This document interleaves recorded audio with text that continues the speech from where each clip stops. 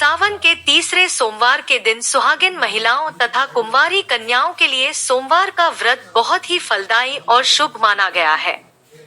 मान्यता है कि सावन सोमवार का व्रत और शिव पार्वती के पूजन से सुहागिन महिलाओं को अखंड सौभाग्यवती तथा कुंवारी कन्याओं को मनचाहे वर प्राप्ति का आशीर्वाद मिलता है।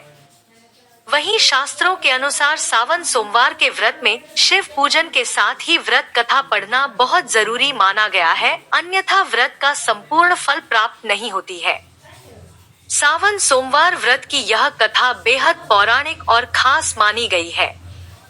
सावन का महीना भगवान शिव को बेहद प्रिय है, इसलिए इस महीने में शिवजी की उपासना बेहद फलदायी होती है। शिवजी के भक्त सावन में सोमवार का व्रत रखकर भोलेनाथ की विशेष पूजा अर्चना करते हैं। इसके अलावा इस दिन सावन के सोमवार की कथा का पाठ करना भी उत्तम माना गया है। व्रत कथा। एक बार भोलेनाथ माता पार्वती के साथ धरती पर भ्रमण करने की इच्छा से आए और अति रमणीक नगरी के मंदिर में निवास करने लगे। एक समय माता पार्वती और भगवान भोलेनाथ एक खेल चौसर खेलने लगे। उसी समय मंदिर का पुजारी ब्राह्मण मंदिर में पूजा करने आया।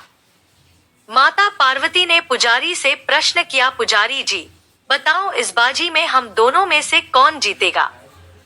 ब्राह्मण बिना विचारे जल्दी से बोल उठा कि महादेव की जीत होगी। थोड़ी देर में बाजी समाप्त हो गई और माता पार्वती जीत गई। माता पार्वती को बहुत गुस्सा आया और ब्राह्मण को झूठ बोलने के अपराध के कारण ब्राह्मण को कोढ़ी होने का शाप दे दिया। पुजारी को कष्ट भोगते हुए जब बहुत दिन गुजर गए, तब एक दिन देवलोक की अप्सराएं शिवजी की पूजा करने के लिए उस मंदिर में पधारी।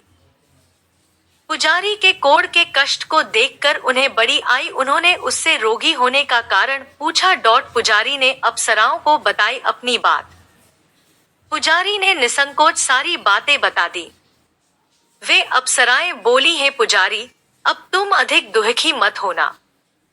सावन सोमवार का व्रत भक्तिभाव से करो। अप्सराओं ने पुजारी को विधि बताते हुए कहा कि सोमवार को भक्ति भाव से व्रत करो। साफ वस्त्र पहनो।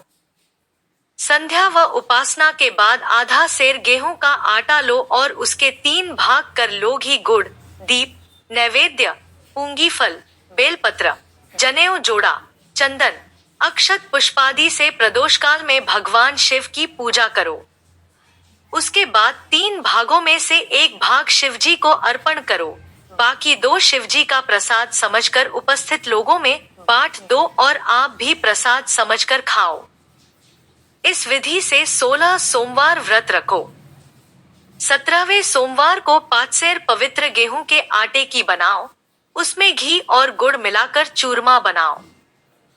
भगवान भोलेनाथ को भोग लगाकर उपस्थित भक्तों में बांट दो। इसके बाद कुटुंब सहित प्रसाद लो तो शिवजी की कृपा से उसकी सभी मनोकामनाएं पूरी हो जाती है। ऐसा कहकर अप्सराएं स्वर्ग को चली गईं। ब्राह्मण ने यथाविधि षोडश सोमवार व्रत किया तथा भगवान शिव की कृपा से रोग से मुक्ति पाकर आनंद से रहने लगा।